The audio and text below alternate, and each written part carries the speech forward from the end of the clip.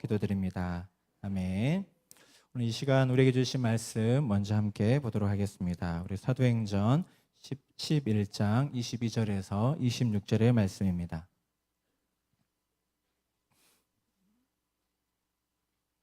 우리 사도행전 11장 22절에서 26절의 말씀 우리 함께 교독해서 읽겠습니다. 예루살렘 교회가 이 사람들의 소문을 듣고 바나바를 안디옥까지 보내니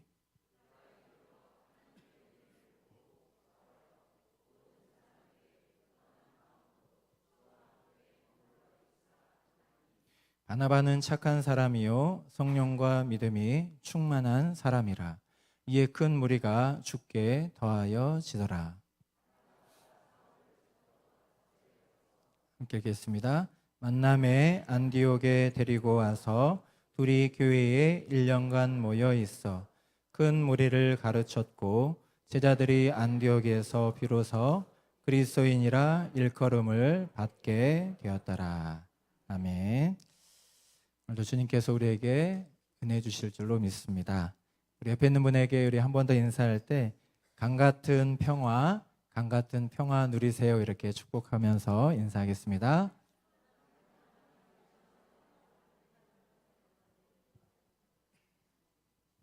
네, 날씨는 무덥지만 하나님의 주시는 그 은혜와 사랑, 평안으로 강건하시기를 축복합니다. 라디오에서 얼마 전에 들었는데 날씨가 더우니까 스트레스 해소법에 대해서 알려주는 내용을 듣게 됐습니다. 그 내용을 보니까 음악 감성도 있고요.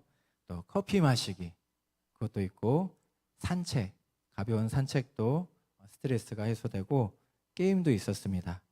혹시 우리 성도님들 중에 스트레스 받을 때, 힘들 때 이렇게 해결하는 방법이 있으십니까? 그런데 마지막에 내용이 있었는데 이보다 정말 더 좋은 최고의 스트레스 해소법이 좀 놀랐는데 그게 뭐냐면 독서였습니다. 독서.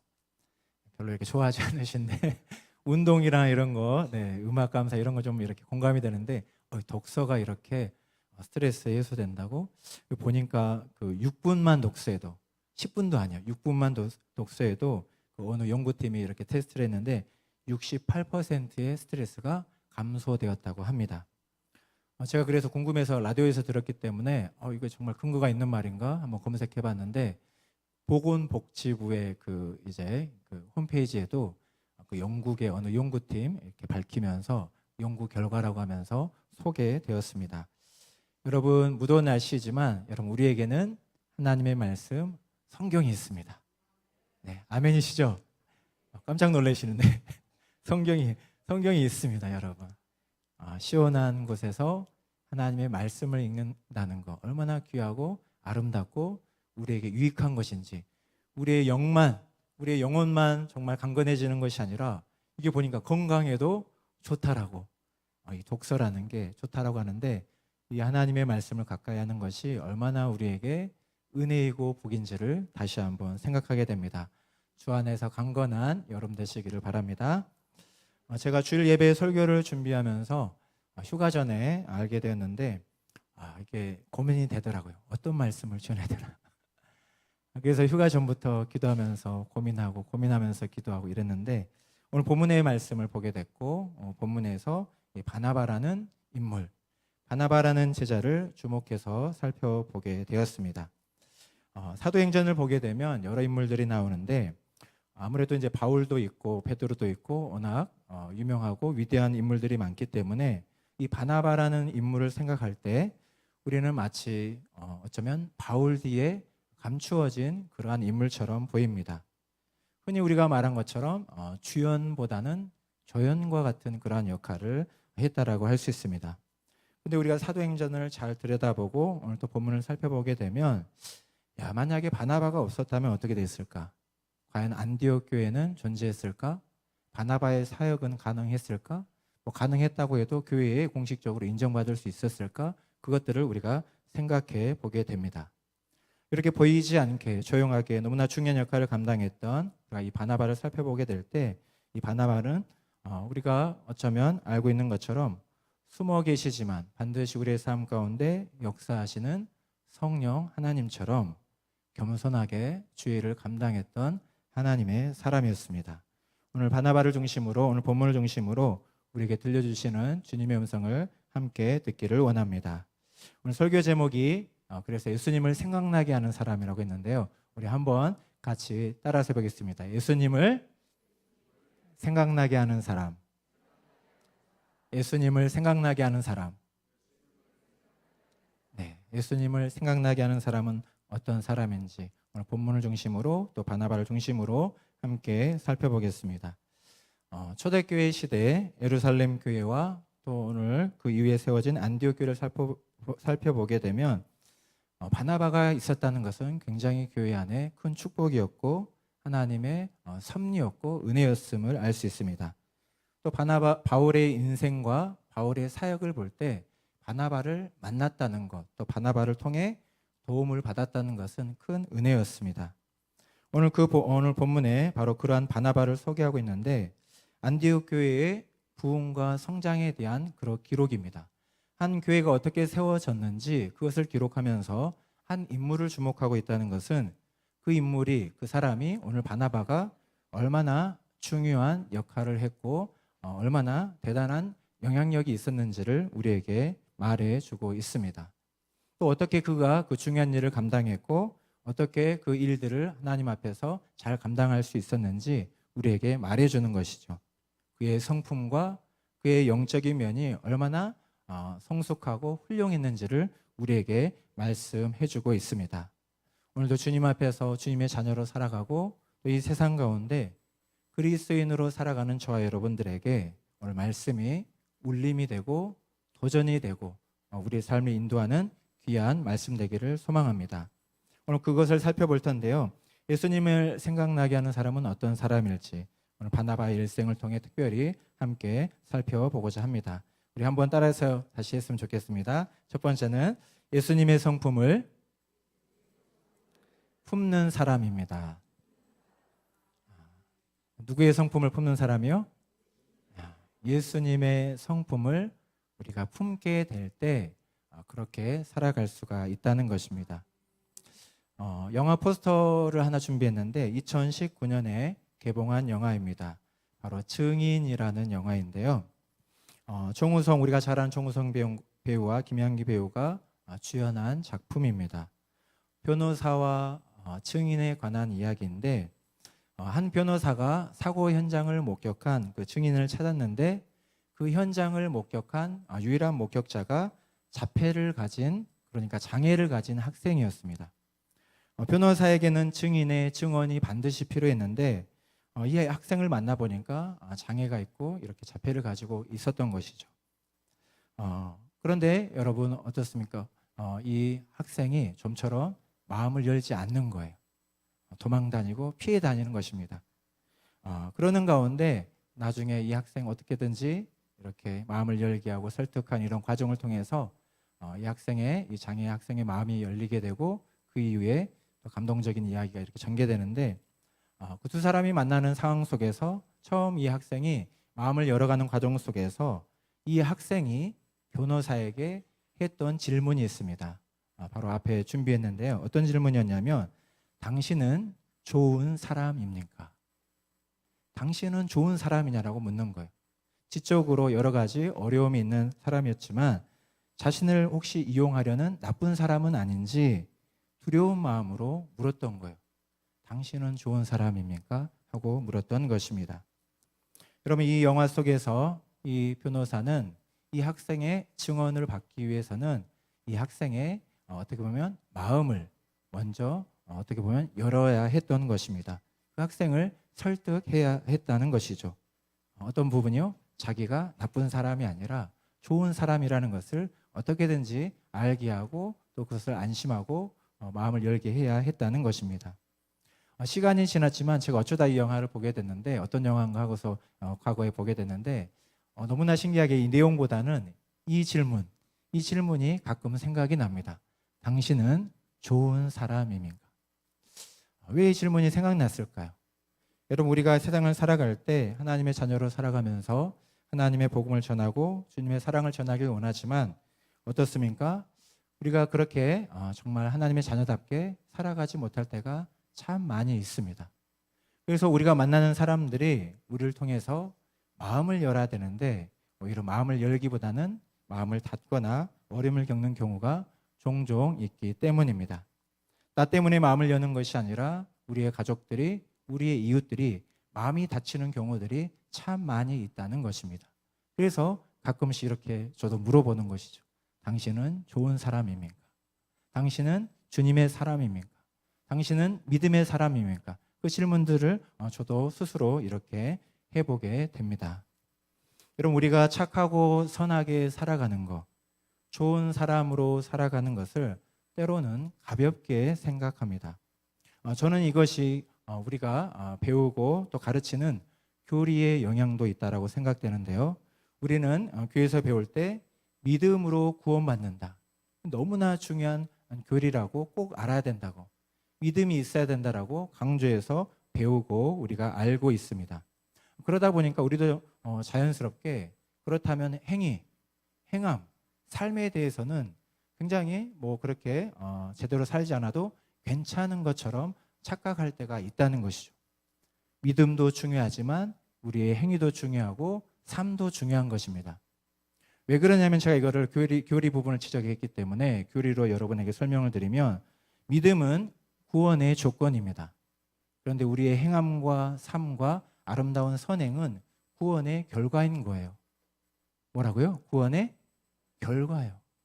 성령의 역사로 나타나는 열매인 것입니다. 이전엔 우리가 살지 못했지만 구원받은 우리가 주님의 은혜로 그렇게 선한 삶을 살아가게 된다는 것입니다. 오늘 본문을 보게 되면 사도행전에 많은 인물들이 나왔지만 오늘 특별히 바나바라는 인물에 주목하면서 그 바나바를 소개함에 있어서 영적인 면을 먼저 이야기하기보다 그의 성품을 먼저 이야기하는 부분이 굉장히 성경에서 독특한 부분입니다. 사실 그 부분, 그의 성품을 얘기하지 않아도 영적인 면만 이야기해도 그래서 하나님이 쓰셨구나, 우린 그렇게 이해가 되는데 성품을 이야기하는 게 특징이죠. 그것은 그의 성품을 통해서 교회와 성도들이 많은 감동과 위로를 받았기 때문입니다. 우리 24절의 말씀 다시 한번 같이 읽겠습니다. 바나바는 착한 사람이요 성령과 믿음이 충만한 사람이라. 이에 큰 무리가 주께 더하여 지더라. 아멘. 바나바는 어떤 사람이라고 했나요? 네. 요거 빼도 말씀이 되겠죠, 그죠? 잘 연결이 됩니다. 그런데 이것을 넣었어요. 그는 착한 사람이었다는 것을 잊지 말라고 이 말씀을 우리에게 전해주고 있습니다. 여러분, 우리가 살아가는 시대는 착한 사람이 손해보는 시대입니다. 그래서 우리가 아이들을 가르칠 때도 너무나 세상이 험하다 보니까 너무 착하게 살지 말라 그래요. 적당히 살아라. 때로는 이제 복수할 건 복수하고 살아라. 할 말은 하고 살아라 이러면서 착하게 살지 말라고 그래요. 아마 우리도 그런 모습들이 일반적으로 갖게 되는데 여러분 어떻습니까? 아마 착하게 살아가는 것이 정답입니까? 이렇게 저에게 오늘 말씀 앞에서 물으시는 분도 계실 거고 반문하시는 분도 있을 겁니다. 그게 정답입니까? 꼭 그렇게 살아야 됩니까? 그렇게 살지 않아야 될 것 같은데 이렇게 생각하시는 분도 있을 것입니다. 그런데 우리는 하나님을 믿고 그 은혜와 사랑을 경험하고 선하신 주님을 믿고 살아가는 사람이기 때문에 이 삶을 결코 포기할 수가 없는 것이죠. 하나님이, 우리가 믿는 하나님이 너무나 사랑이 많으시고 선하신 분인데 그분을 믿는 우리들이 그분을 닮지 못한다면 어떻게 될까요? 세상 사람들이 우리를 어떻게 생각할까요? 우리 하나님을 어떻게 생각할까요? 우리의 사명이고 우리가 가야 할 길입니다. 중요한 것은 어떻게 그렇게 살아갈 수 있는가? 우리는 이것을 고민해야 됩니다. 어떻게 그렇게 살아갈 수가 있는가? 우리 힘으로 그렇게 살 수 있습니까? 쉽지 않죠. 그래서 제가 오늘 첫 번째 말씀을 예수님의 성품을 담자라고 말씀드린 것이 아니라 품으라고 말씀을 드렸습니다. 담는 것은 굉장히 힘들어요. 우리가 해야 되지만 힘들어요. 얼만큼 우리가 닮아간다고요? 얼만큼 닮아갈 수 있을까요? 예수님의 그 고귀한 성품을 우리가 얼마나 닮을 수 있겠어요? 우리는 품어야 됩니다. 오늘 그래서 사도행전 갈라디아서 5장의 말씀에 보면 우리가 잘 아는 말씀이 있습니다. 우리 안에 맺어지는 성령의 열매. 이 성령의 열매가 성령께서 우리와 함께 하시면서 예수님의 그 아름다운 성품을 우리 안에 내면화하는 그 성품을 말하는 것입니다. 그렇기 때문에 날마다 우리는 성령님과 함께하면서 성령으로 충만하면서 우리 안에 성령께서 맺게 하신 그 주님의 마음을 품고 살아야 하는 것이죠. 여러분, 그 성령의 열매가 그 9가지 여러분 잘 아시죠? 우리 교회학교에서부터 배우고 암송했죠. 한번 같이 해볼까요? 시작. 사랑과 희락과 화평과 오래 참음과 자비와 양성과 충성과 온유와 절제니. 일부보다 약한데요? 네, 죄송합니다. 비교해서 잘못된 네, 비교하면 안 되는데 네, 여러분 꼭 기억하시기 바랍니다. 저도 어제 저녁에 계속 떠올렸어요. 9가지. 여러분, 이것이 주님의 성품이고 우리가 품어야 할 주님의 마음인 줄 믿습니다. 여러분, 그래서 우리의 삶 가운데 정말 주님의 성품을 품고 살아감을 통해 주님의 사랑을 전할 수 있는 아름다운 삶이 되기를 축복합니다. 여러분, 바나바의 성품은, 그러한 착한 성품은 타고난 성품이었다라고만 보기 어렵습니다. 왜냐하면 그는 주님을 믿음을 통해서 성령 안에서 변화된 성품이었기 때문입니다. 여러분, 그의 착한 성품이 당시 초대교회 예루살렘 교회에 커다란 충격을 주었다고 성경에서 기록하고 있습니다. 그 충격은 무엇이냐면 자기의 땅을, 자기의 소유를 팔아서 가난한 성도들에게 내어준 것입니다. 아무나 할 수 없는 일을 바나바가 했다는 것이죠. 우리 사도행전 4장 36절부터 37절의 말씀 함께 읽겠습니다. 구브로에서 난 레이족 사람이 있으니 이름은 요셉이라. 사도들이 일컬어 바나바라, 번역하면 위로의 아들이라 하니, 그가 밭이 있음에 팔아 그 값을 가지고 사도들의 발 앞에 두니라. 아멘. 그의 이러한 헌신과 수고가 정말 그의 섬김이 성도들에게 위로가 되었다는 부분들을 기록하고 있는데요. 원래 그의 이름이 뭐라고 했습니까? 요셉이라는 이름이에요. 그의 부모가 지어준 이름은 요셉이었습니다. 그런데 사도들이 그의 삶을 보고서 감동을 받아서 지어준 이름이 바나바였는데 그 의미가 우리가 알고 있는 것처럼 위로의 아들. 그러니까 성경은 이 바나바가 행한 구제와 선행에 대해서 아주 자세하게 기록하고 있지 않지만 그가 어떤 사람이었는지를 간략하게 우리에게 소개하고 있는 것입니다. 여러분, 그러니까 그는 주님의 마음을 품고 주님의 긍휼과 그 사랑으로 성도들의 아픔에 공감했고요. 또 이웃의 고통에 함께했고요. 또 타인의 슬픔을 위로했던 하나님의 사람이었다고, 주님의 마음을 품은 주님의 사람이었다는 것을 우리에게 전해주고 있습니다. 여러분, 우리도 그 주님의 마음을 품을 수 있기를 바랍니다. 그리고 우리가 그러한 마음을 품고 사는 사람이라고 성경에서는 우리가 새 피조물이고 새 사람이라고 분명하게 말씀합니다. 고린도 후서 5장 17절의 말씀 우리 함께 같이 읽어보겠습니다. 그런즉 누구든지 그리스도 안에 있으면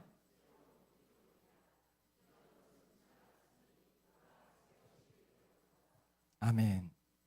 우리가 잘 아는 말씀이죠. 누구든지 그리스도 안에 있으면 새로운 피조물이라고 말씀하고 있습니다.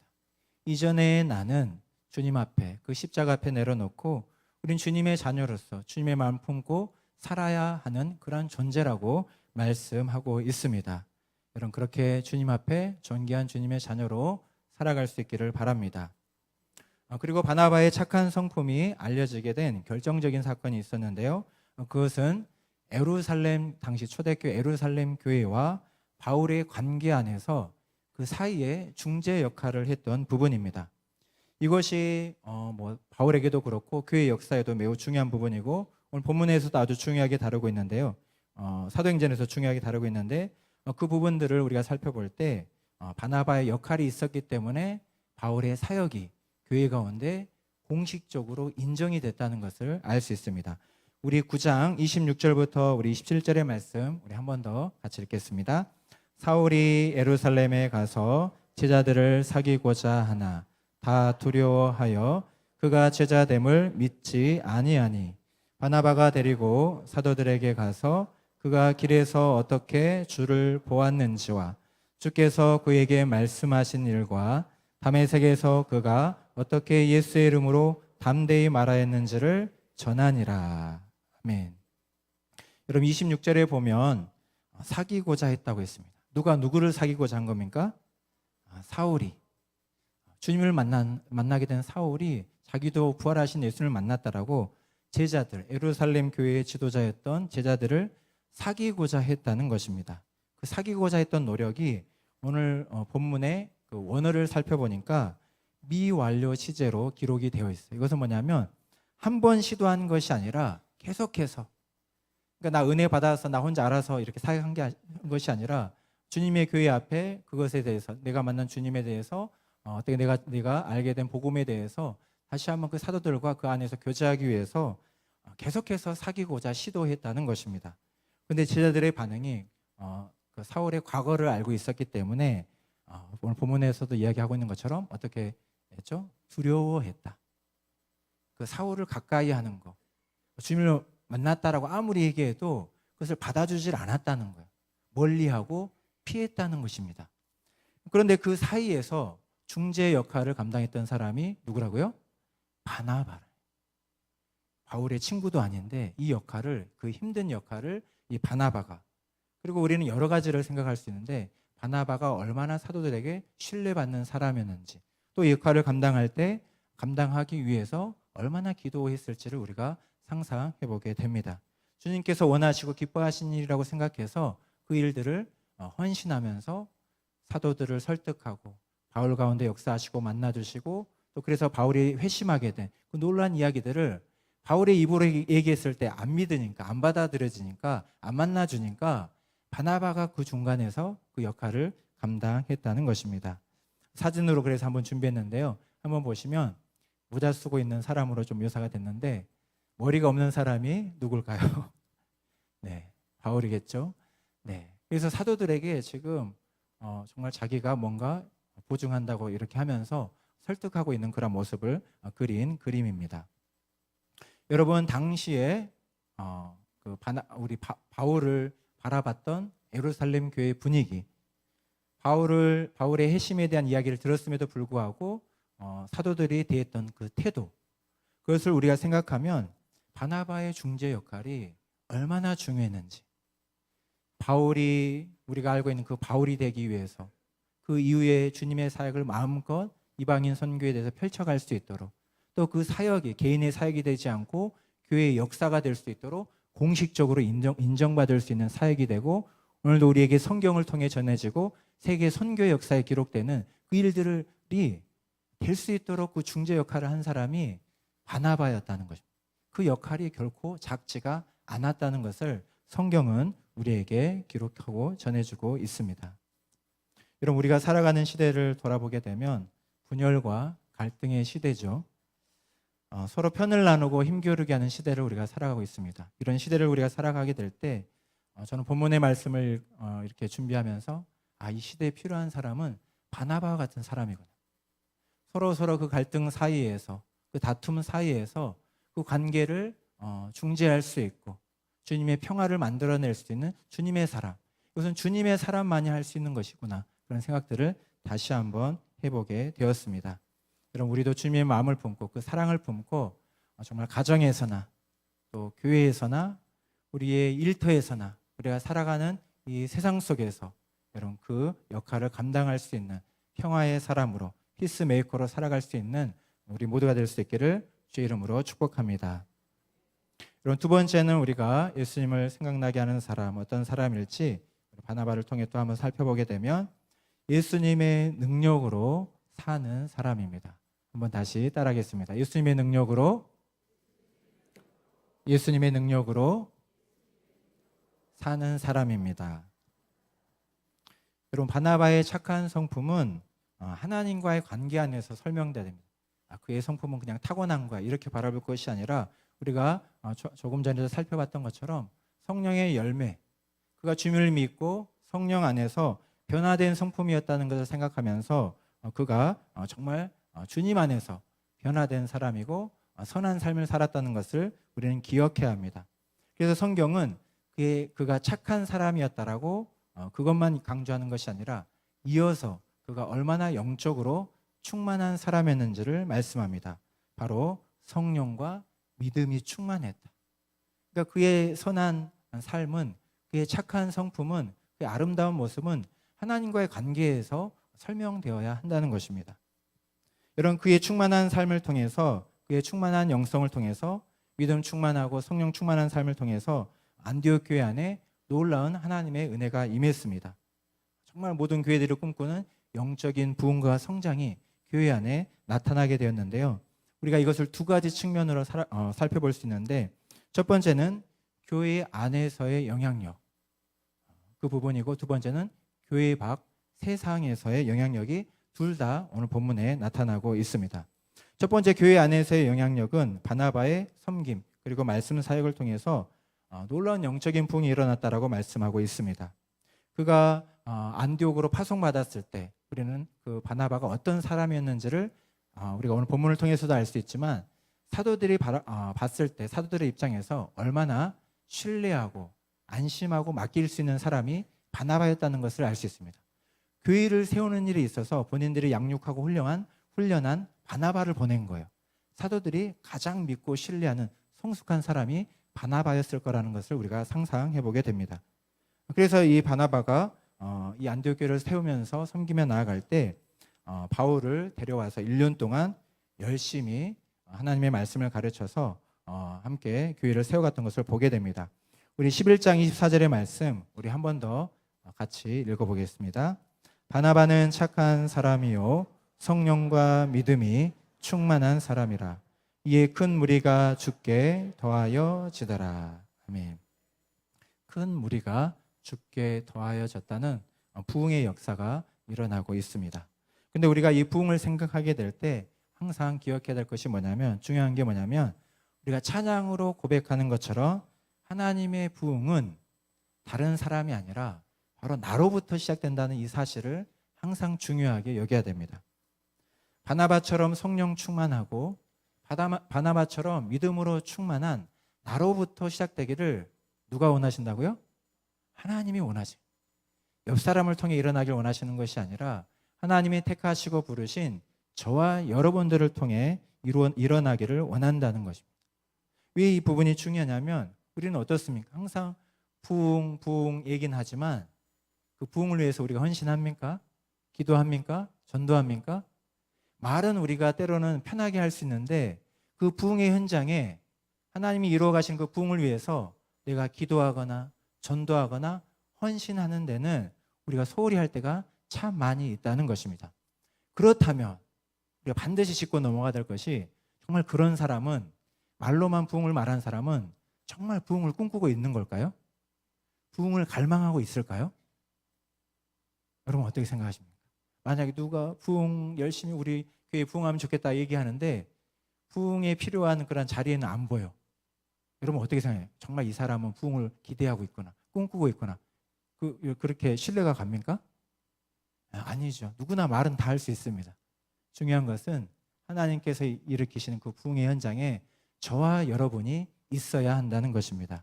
여러분, 그 부흥의 중심에 저와 여러분이 있기를 주님의 이름으로 축복합니다.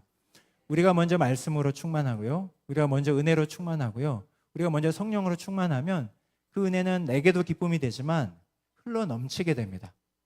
우리의 교우들에게, 형제들에게, 가족들에게, 이웃들에게, 친구들에게 흘러가게 돼요.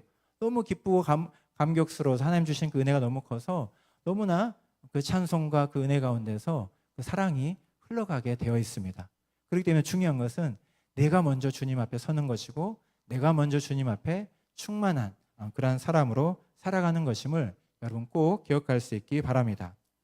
또 한 가지는 교회 안에서만 놀라운 일이 일어나는 것이 아니라 교회 밖에서, 세상에서의 영향력으로 나타나는데, 안디옥 교회 성도들, 바나바의 사역을 통해 세워지고 부흥한 그 교회가 어떻게 인정을 받게 됐다고 했죠? 본문에 보면 그리스도인, 그러니까 이 그리스도인이라는 말은 교회 안에서 서로 우리는 예수님 믿는 사람이야, 예수님 따르는 사람이야, 교회 안에서 서로 불러주고 세워준 말이 아니라 세상 사람들이 봤을 때 저 사람들은 그리스도인이구나, 이 언어를 보게 되면, 당시에 쓰는 말로 보게 되면 그리스도를 추종하는 사람들을 표현할 때 쓰는 말입니다.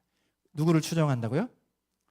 그리스도를 추종해. 사람들이 보니까 뭐 황제를 추종하는 것도 아니고 다른 사람을 추종하는 것도 아니고 오직 예수님만 바라보고 예수님께 목숨 건 사람들, 누가 그걸 인정했다고요? 세상 사람들이 그렇게 인정했다. 놀라운 일입니다. 왜 놀라운 일입니까? 우리 삶에 그런 일이 있습니까? 야, 너 진짜 네 보니까 진짜 예수밖에 모르구나. 여러분, 우리가 이 부분에서 우리의 삶을 돌아봐야 하리라 생각됩니다. 나 만나는 가족들이, 또 나의 친구들이, 이웃들이, 너 정말 예수님밖에 모르구나. 예수님 뭐가 좋다고 그렇게 주님을 위해서, 교회를 위해서 헌신하고 그렇게 살아가느냐고 질문을 받아야 되지 않겠습니까? 그러한 삶이 될 때 여러분 얼마나 우리는 영광스럽겠습니까? 내가 그래도 부족하지만 제대로 살아가고 있구나. 주님이 기뻐하실 만한 삶을 살아가고 있다라고 우리는 그렇게 생각하게 될 것입니다. 여러분, 우리가 세상을 살아갈 때 좀 기억했으면 좋겠는데요. 하나님께서 우리가 거룩하게 살기를 원하십니다. 여러분 믿으시죠?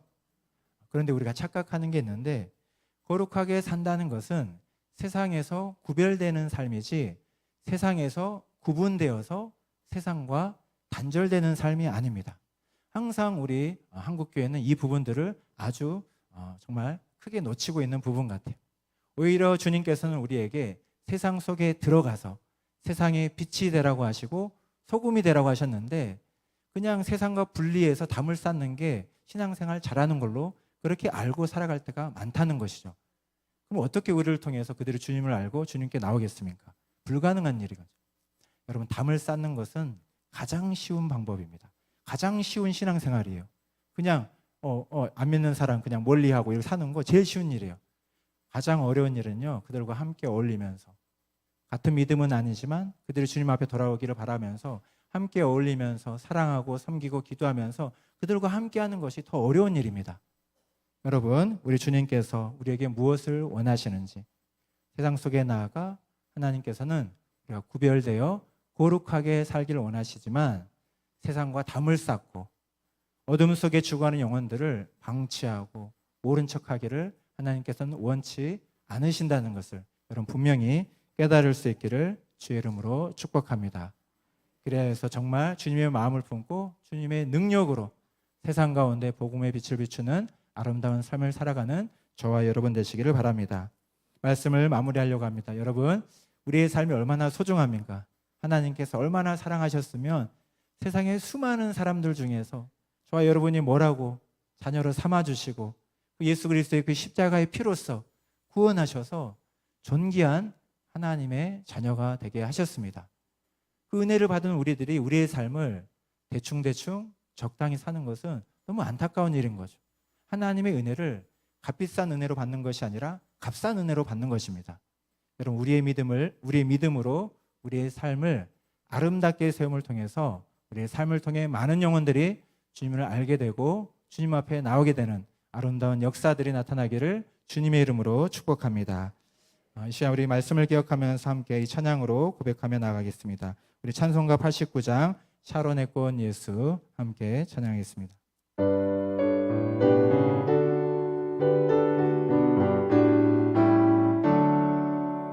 샤론의 꽃 예수 나의 마음에 거룩하고 아름답게 피소서.